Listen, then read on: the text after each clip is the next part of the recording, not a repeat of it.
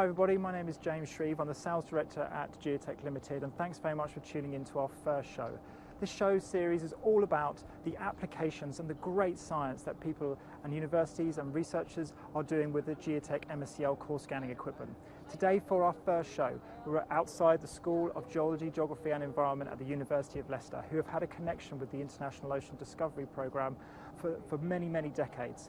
Geotek have been involved with the University of Leicester for the last 20 years, and we're going to go and have a look at what they're doing with their core scanning lab, talking to two of the research associates who use our equipment both onshore and offshore. Let's take a look inside and see what we can see. So here we're inside the IODP core scanning lab at the University of Leicester, and we're going to be talking to two IODP research associates who will look after the core scanning lab. There's Katerina and Marisa. So Marisa and Katerina, thanks very much for being part of this episode and this show. Can you tell us a little bit about the University of Leicester and the connections to IODP and what IODP does? Yes, so the University of Leicester has been involved with IODP for more than 30 years. And IODP is the International Ocean Discovery Project. And in various iterations, it has been going on for 50 years. And the goal of this international collaboration is to drill the ocean floor, recover sediments and hard rock, and work on climate change issues, geological hazards, but also deep earth questions, or the breadth of the geosciences and microbiology. Yeah, really interesting. And I know the IODP has been around for a long time in various different guises, and indeed Geotek has been part of it.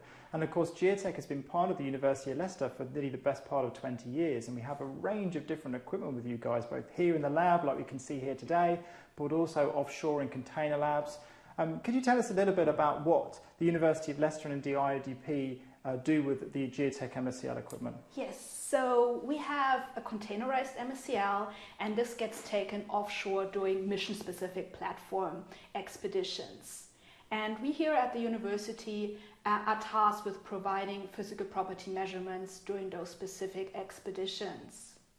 In general, mission-specific platform expeditions are called upon if the normal IODP drill ships can't go into a specific region. For example, if it's ice covered, if it's environmentally sensitive waters, if it's very shallow or very deep. So then we go out and look for a ship that can actually do this. If it's a jack-up rig or a geotechnical vessel, and then we take our lab with our MECL and work offshore there. Yeah, that's really, really interesting. And of course, that's from an offshore perspective. And then, of course, you've got the stuff that you do onshore as well. So what's the benefit of having the MSCL equipment here inside the University of Leicester?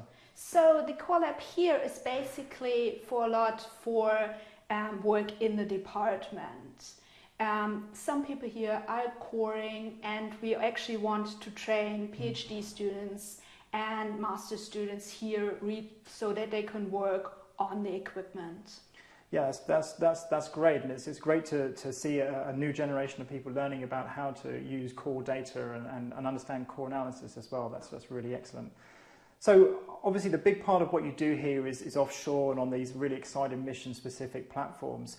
So what's the main advantages for you, from your guys' perspectives, of having the MSCL container offshore? And can you give us an insight of the sorts of things that you do when you're offshore?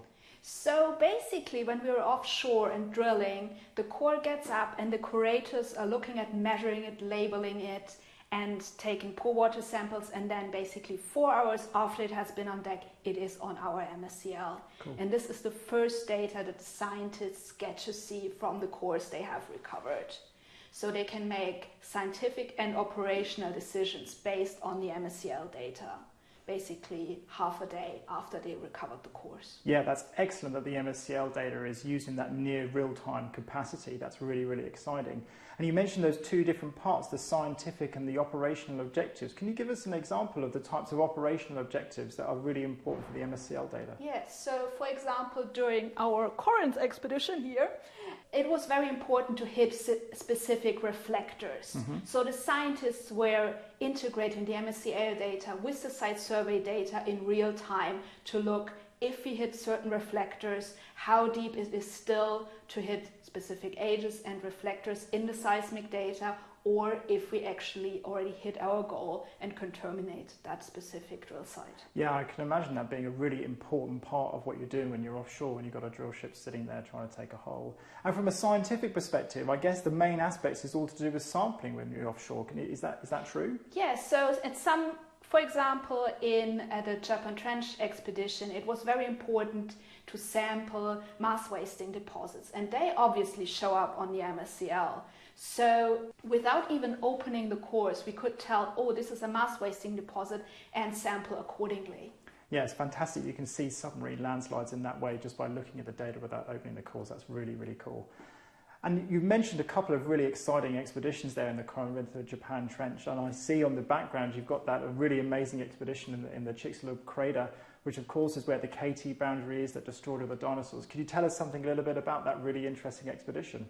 Yes, sure. So the Chicxulub crater is really exciting because it's the only crater that looks like it. But for example, on Mars and on the Moon, there are similar craters, but we don't know how it is actually developed.